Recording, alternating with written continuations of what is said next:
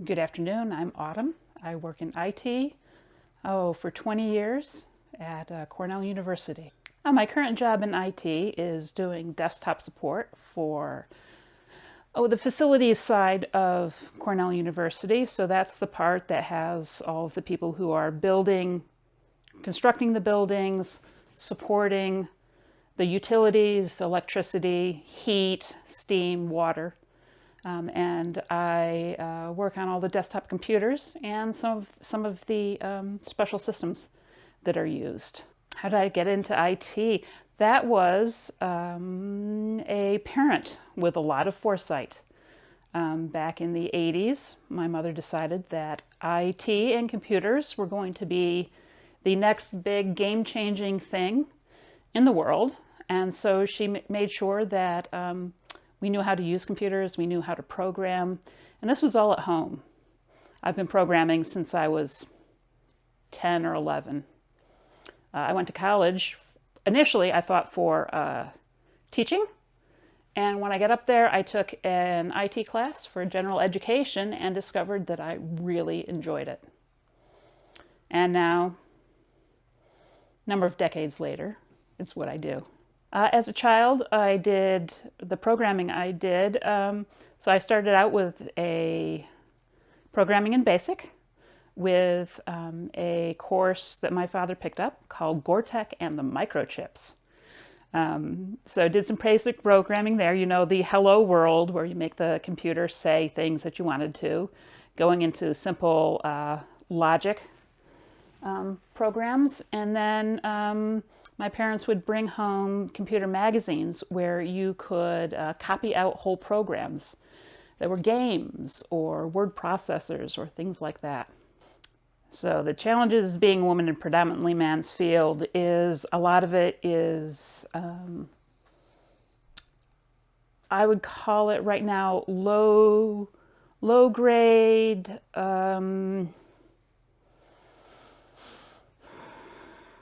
not misogyny, but it was straight out, but more assumptions that everything is male gaze, male dominated.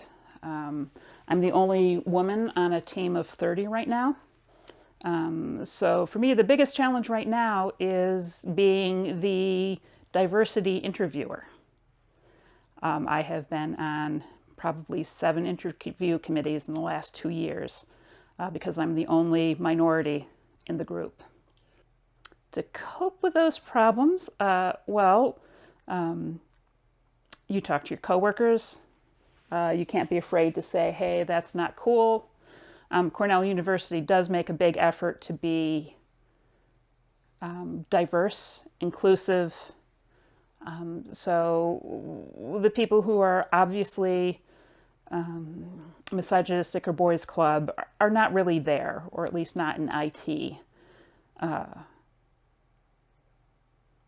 So they're very receptive to hearing, hey, what you just said wasn't cool, or going to a director or a supervisor, or even human resources and saying, look, this is the situation here. It's not cool.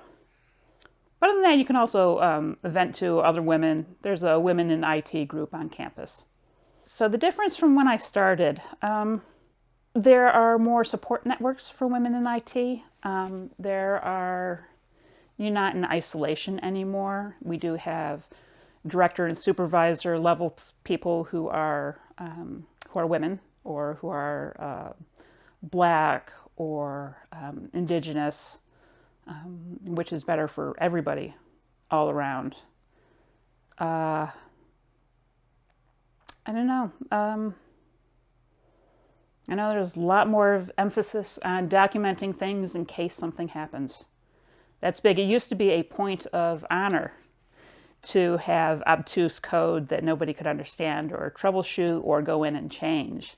And now if it's like that, if something happens to you, nobody can fix it.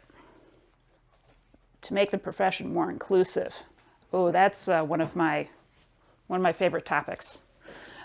You have to go back to the basics. You need to go back to grade school. You need to go back to kindergarten. You need to go back to school funding to make it more equitable across the board, to make sure everybody has the same access to technology, to the internet, to learning, both in larger cities, in rural areas, in smaller towns, on all sides of town. And I think that's becoming apparent in this pandemic with schools being remote for a year, and the students who got left behind because they don't have internet at home, or there's only one computer for 5 kids. So I think that's going to improve in the future.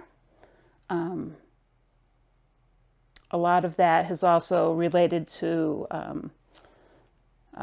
real estate redlining for Black Americans, where they're pushed into areas where you can't own a house, you have to rent an apartment. So then where the schools are based on property taxes, you have a lower amount of money going into the schools where everybody is in apartments than you have going into the schools where everybody who has their own homes. So it gets down to the basic fundamentals of how are you funding the education for the nation's children. The more equitable you make that, the more fair for everybody, the more work you put into bringing up the generations of people who haven't had that access, bringing their technology, their knowledge up to that level, which is going to seem unfair to a lot of people for a long time. But that's really the basic way you can get more diversity into the IT fields, is you really have to start way back at the beginning. So advice for people going into IT, my biggest piece of advice is it is no longer a field where you can get into without any education. When I started, you could be a chimney sweep, a tile layer, and as long as you were smart enough, you could get into it and do it. Y2K came along, everything started to get more and more computer-based, and now it's hard to break into IT with anything less than a bachelor's or any significant IT. You'll be working a frontline IT service help desk, but anything further that, you're going to need a much larger education.